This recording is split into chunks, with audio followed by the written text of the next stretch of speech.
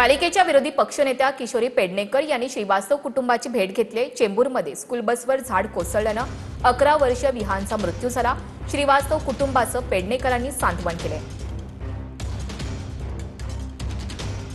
ऋतु तावड़े जी mayor हैं, उन्होंने सब एक स्वर में बोला और इस रिपोर्ट को रिजेक्ट करने का मान किया, जो कि आज हुआ है।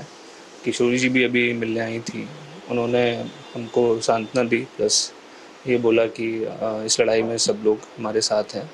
त्या आईवडिलांची काय अवस्था आहे आणि त्यांच्याकडे जाऊन म्हणजे आम्ही तुमच्या दुःखात सहभागी आहोत आणि येणारा काळ अशा घटना घडू नये म्हणून आम्ही ती काळजी घेऊ हे सांगण्यासाठी मी त्यांना धीर देण्यासाठी खरं म्हणजे खूप लेट आली आहे, मला मान्य आहे, पण माझी हिंमत होत नव्हती कारण मी आई नाही तर आजीच्या रोलमध्ये असताना त्याच्या आता नानीला पण मी भेटली, नानीच्या डोळ्यात व्याकुळता होती।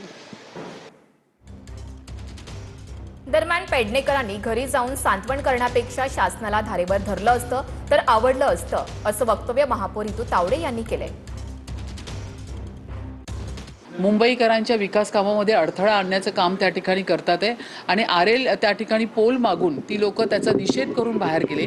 मला तुमच्या माध्यमातून असं म्हणायचं आहे की त्यांना बिझनेस महत्त्वाचा वाटला का? त्या ठिकाणी चेंबूरच्या घटनेमध्ये त्या मुलाच्या अहवालावरती पूर्ण मोठी चर्चा होणार होती। संपूर्ण या ठिकाणी आम्ही सत्तेत असून सुद्धा आम्ही या ठिकाणी त्याचा विरोध करणार होतो, तेही बोलणार होते आणि आपण फाडून फेकून तो अहवाल प्रशासनाला जाब विचारणार होता, ते त्यांना महत्त्वाचं वाटलं नाही का? आज फक्त घरी जाऊन त्यांना सांत्वन देण्यापेक्षा काल महासभेमध्ये किशोरीताईंनी जर त्या ठिकाणी स्टेटमेंट दिलं असतं आणि प्रशासनाला धारेवर धरलं असतं तर मला अधिक आवडलं।